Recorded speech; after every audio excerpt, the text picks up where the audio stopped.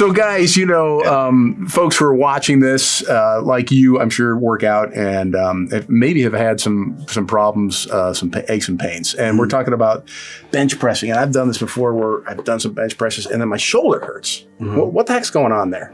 It's a great question. I don't know. We got to get an MRI for your shoulder. Okay. Oh, gee, don't do that. Oh, God. Yeah. You saw it. I'm suing. Yeah. So the shoulder's a super tricky joint to deal with because it's not just a hinge. It's ball sockets. That's right. Yeah. Kind of floats there with ligaments and stuff. Connective tissue that goes on there. So once we do something we call prehab. So rather than rehab. So what do we got to do to keep your shoulder healthy?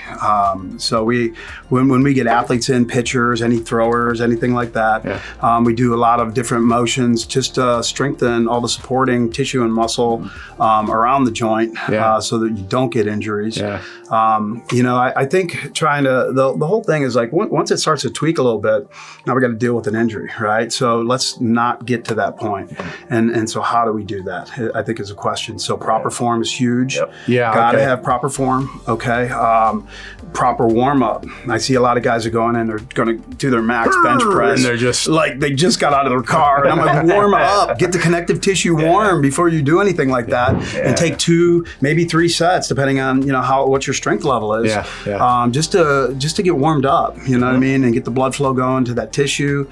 And it's going to help, prevent injuries, and then there are rehab exercises that you can do for, you got tweaks or, but that's kind of the cause already out of the box. I'd say the whole concept of the prehab.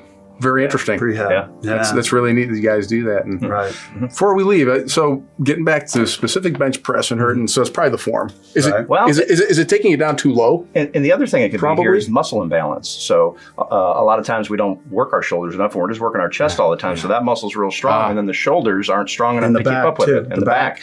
So you're pulling, so if you overdevelop a chest, you're slightly forward, and it's not the right position. Another good reason to have a complete program. Yes. So because everything's, this if you work out, everything ultimately is interconnected in some way, shape, or form. So, hey, if you're looking to improve your workouts, you might want to talk to Prescription Fitness because they can put together a really great program for you. So, stop by the website.